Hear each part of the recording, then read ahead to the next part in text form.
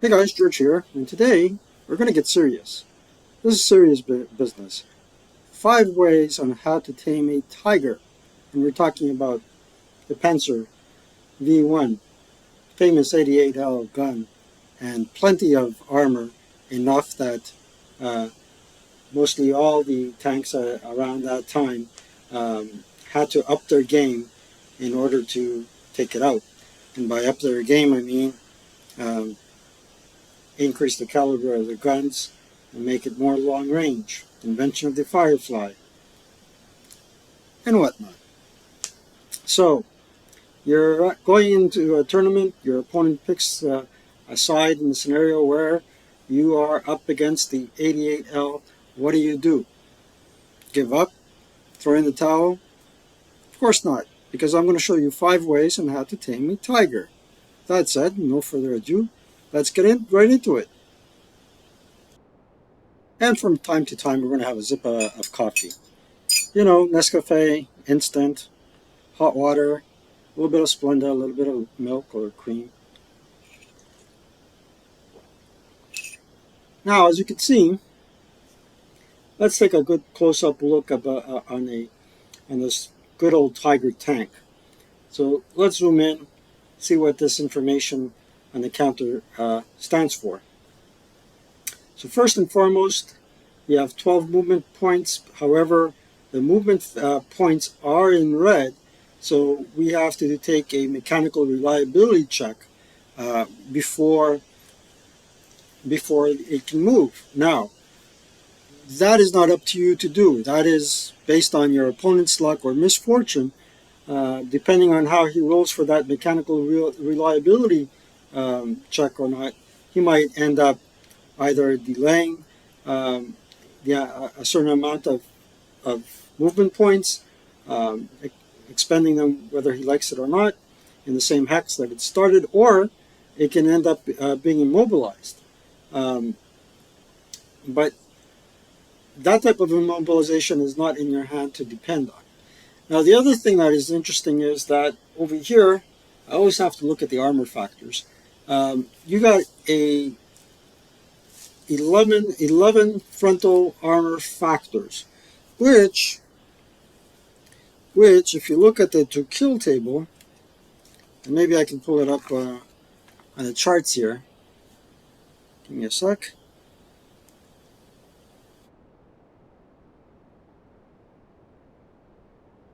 So we have one in Vassal, but always rely on the actual one. So for if you got a 77, well, if you got a 75L, and you're going up against a Tiger, you got a 17 2-kill number. All right, let's do some math here. 17 2-kill, and if you have to subtract 11 armor factors from your 2-kill number, you end up having to roll 6 or less in order just to immobilize him for 6. And a 1 to 5 would probably kill him outright. Now let's not mention flaming wreck. That's less than or equal to half of what you needed to get it to kill. So with a 6 shot, it's a little bit less than average shot to kill. Now, that red 11 denotes 2 other things. First and foremost, it's a large target. So chances are within 6 X's, you'll need anything but a 12 to kill it. Okay? However, since that armor factor is in boxed, it means in a boxed, it means that the turret has 14 uh, armor factors. So if you get a turret hit, okay, if you get a turret hit, you got 17 minus 14. So now you need a 3 to hit, which is practically impenetrable. That's something to worry about. All right, so the first thing to do or think about is deliberate immobilization. So how deliberate immobilization works is, let's say this tank is here. It could be possibly with an ATR. It could very well be with a bazooka because you have to be within 6 hex range, and his lowest armor factor has to be less than your 2 kill number. So in this case, the bazooka does roll on the deliberate immobilization. An ATR could do it, possibly, but let's take a look at the rulebook just to be on the safe side. So it's in Chapter C under um, Case G, as in George. So often an AFE's target armor factor is so formidable that it makes a kill by certain guns unlikely, if not impossible. A player may instead attempt to deliberately immobilize his ordnance by adding +5 to the to-hit DRM of Case G. Deliberate immobilization can be attempted only by ordnance, and only if the target's basic 2 kill number for the ammunition type it chooses to fire is greater than the lowest armor factor, the target's lowest armor factor, and only with a hull hit at a range of less than or equal to 6 X's. A deliberate immobilization attempt is not allowed against hull down immobilized targets or with indirect fire or MGIFV, or when using the area target type acquisition. Cool. Acquisition DRM are not applicable to the deliberate immobilization attempt. However, acquisition can be gained by attempting such a shot in case of a fire or subsequently fires on target normally. So perhaps in this case, the bazooka, you can try and outright kill him. So a better example would be the 75L. Certainly with a 75 star, let's take a look at the chart again. With this type of gun,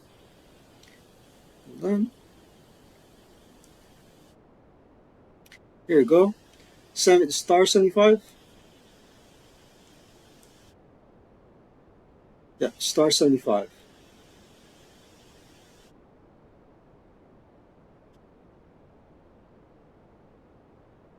Wouldn't you know it, I picked the one that I'd most likely not be able to find. This is 75 star, it's not the same thing.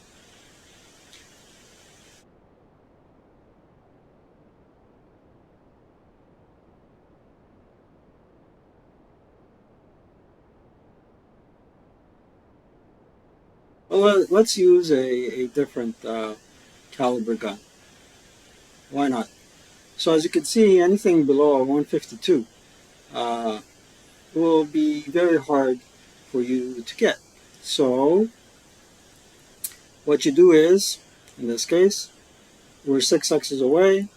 I'm confident that my 75 2 kill number is greater than 8.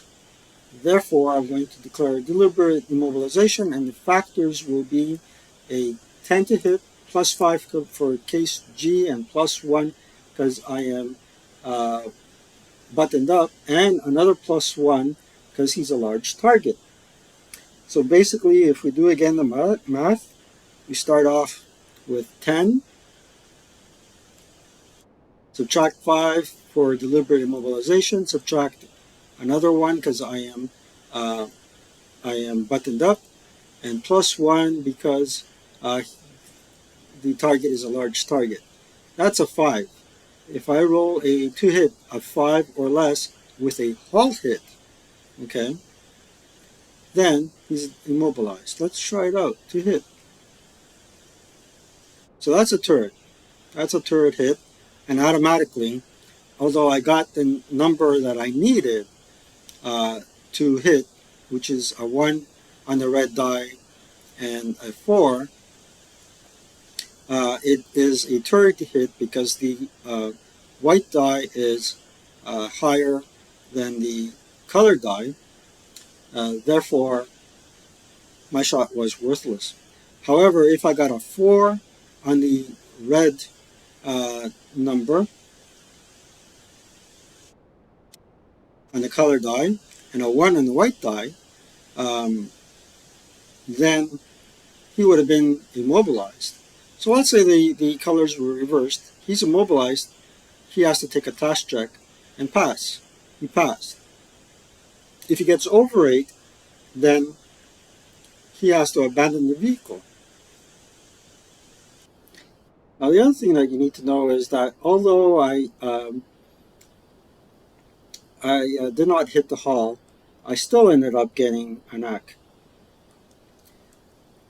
And I also got 1 on the colored die, and I've just reread the rule, case G in chapter C, and it does not mention that I'm forfeiting rate. So conceivably, I can fire at him again. Well, deliberate demobilization is one thing you need to consider, because you cannot outright take that tank out, but you can certainly immobilize them. Now, the other thing that I am alluding to here is a rear attack point blank. So if for any reason this tank uh, comes up close and personal to you, or you manage to move onto him unscathed, and there's a couple of ways of that happening. And another way would be if, for example, let's put a gun, an AT gun. Here, that's a 45L, and we all know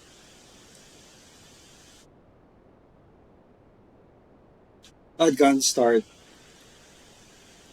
and using hip and are concealed.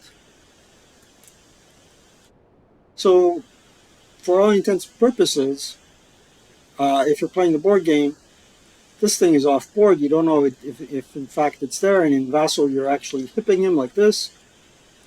He comes around, he wants to take a shot at this fellow, and he turns his facing, boom, then, hello, kitty, kitty, kitty, unhip him, they're still concealed, and they declare a shot.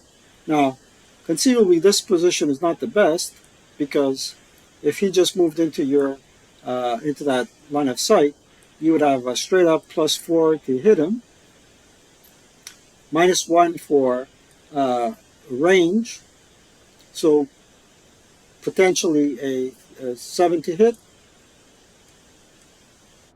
I rolled a 10. However, with a 45L, let's pull out the charts again.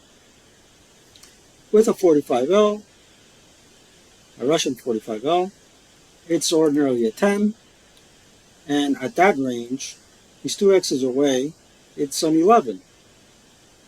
And +1 for ordinarily a 10, it becomes a base 10, it becomes an 11 because it's a rear shot, and +1 because he's only 2x's away, 12.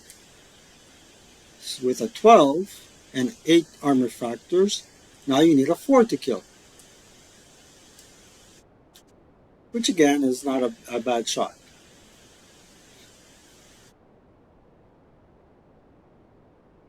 So we got deliberate immobilization, a rear attack.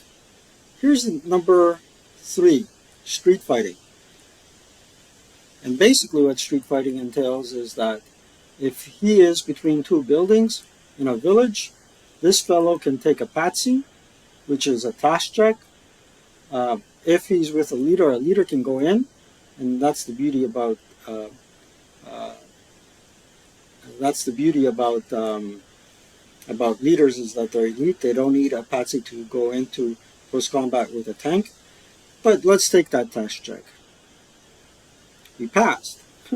That's what I needed to kill it probably. With that unit passing, what that entails is he goes into close combat with a tank. The close combat is not sequential, and there's a few factors that go into the close combat attack. First and foremost, the CCV value of the squad is 5. If they're assault engineers, there's another +1. That makes it a 6. -1 to your dice roll because of fighting.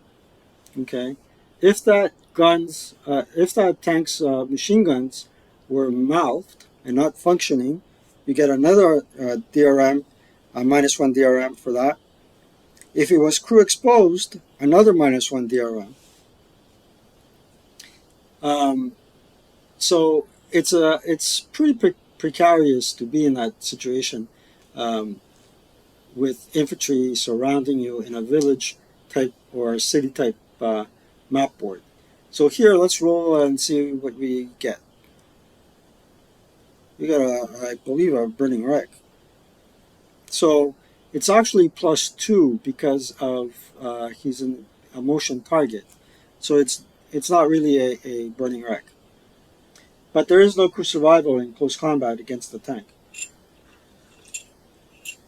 So luck, for this example, luck was on my side to demonstrate to you the lethality of a close combat attack in a street fighting situation. Yep. The other thing this squad could have done was thrown a DC at him, and then the way that works is you get a positioning roll, and that entails adding up some factors. When I got the table, only in the rule book, believe it or not, I couldn't find it in the rat charts. So it's a table in chapter C.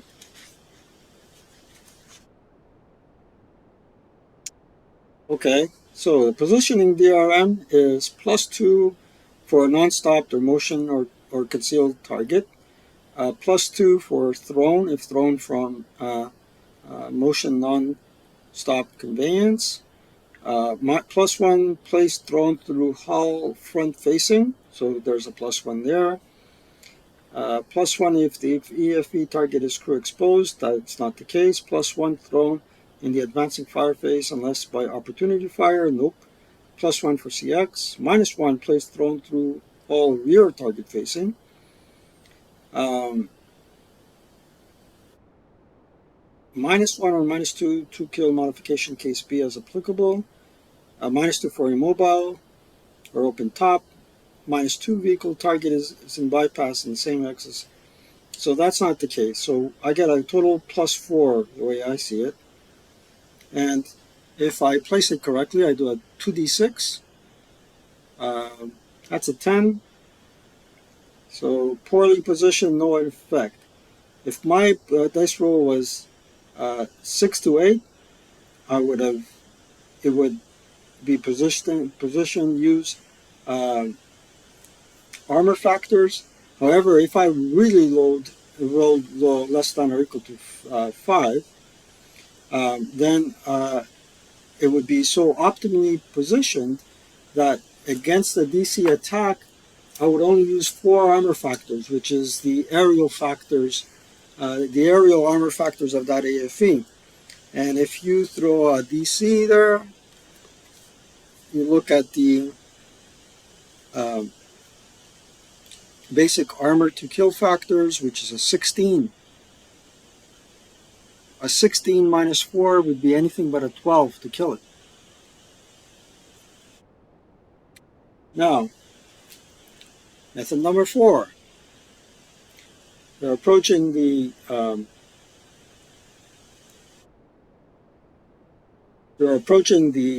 tiger, and you come here.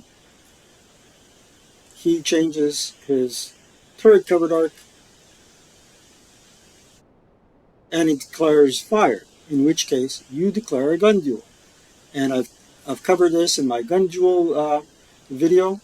And what this entails here, the white background in the rate, the number indicating the rate, means that his gun duel modifiers are halved, meaning this fellow will get the first shot against him.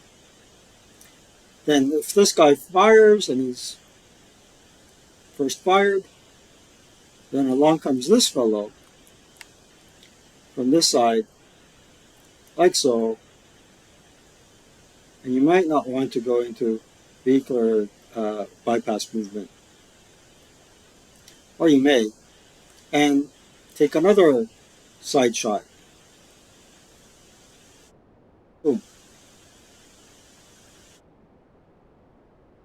And point number 5 is, if you're fortunate enough to have a situation like this, meaning you do have air support, the primary consideration of your air support should be how to take out these tanks.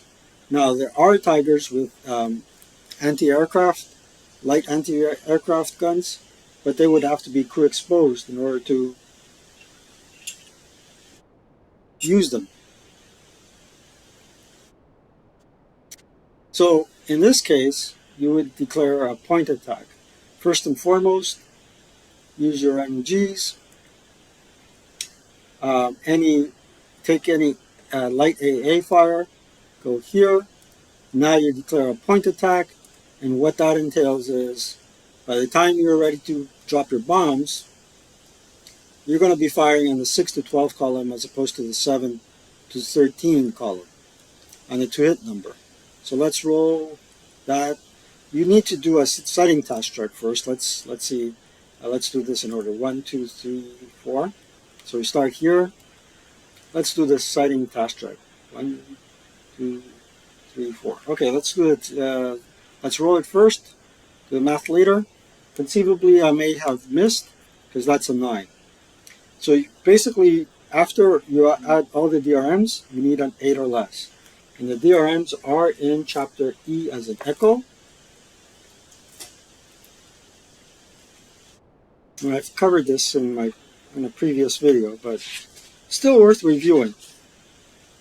Oops, chapter E as in echo.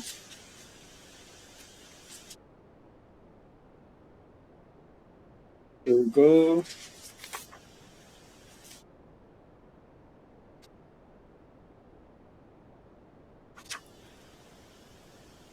Sighting task check. Smoke. Target is in building. Nope. Target is in brush. Nope. Target is within 4 axes of non-hit vehicle. Friendly. Nope. Mist. Dust. Nope. Target is vehicular. -1. Target has entered a new hex. Let's say he did. That's -2. Target is part of a convoy. Nope. Target has been attacked. No. Target is not entirely concealed. -2. So if I had a total of -4 to my sighting task check DRM, that would have been a pass. And you first take a shot with your MGs, and I believe you're using the aerial factors, but The important thing is on the second hex you declare a point attack. You continue to there, and then there is a subsequent roll that you have to make on a 2-hit table. Right.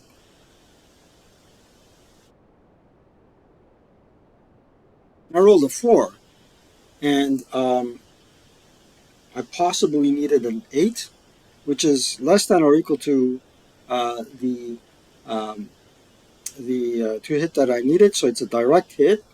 So for that 150, I am looking at a 2-kill number, and you're looking at the HE table, which is a 16 2-kill. Let's get the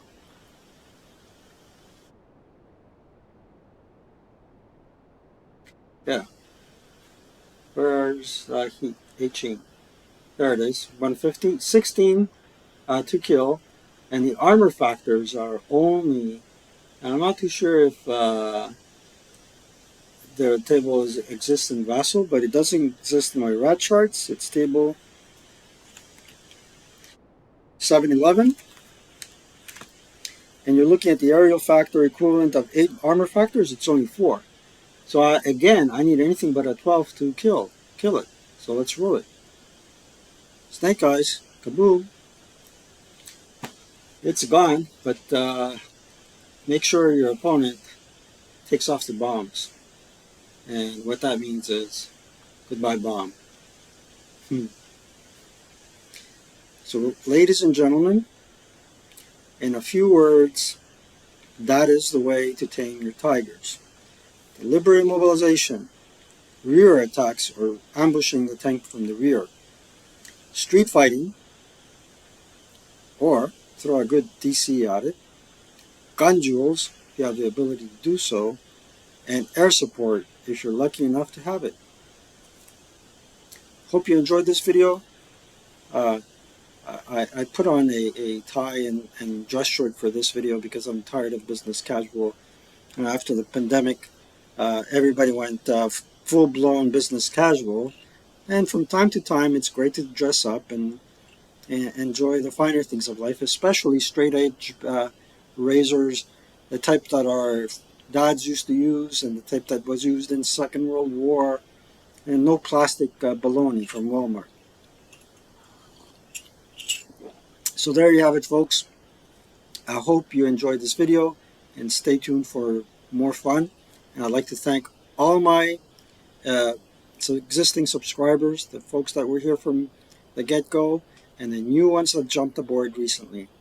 Take care, and don't hesitate to recommend this channel to friends and neighbors. Take care, folks.